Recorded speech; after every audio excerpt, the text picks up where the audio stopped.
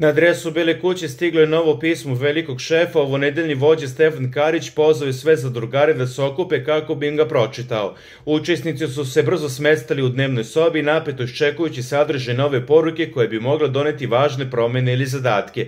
Veliki šef poslao je novo pismo na adresu Bele kuće. Ovonedeljni vođa Stefan Karić je okupio sve učesnike realitija kako bi ga pročitao naglas. U ozbiljnoj atmosferi zadrugari su se okupili u dnevnoj sobi, sluteći da ih očekuju važne informacije, mogući zadaci ili nova pravila koja bi mogla promeniti i dinamiku u kući. Karić je smireno otvorio kovertu i započeo čitanje, dok su svi prisutni pažljivo slušali svaku reč.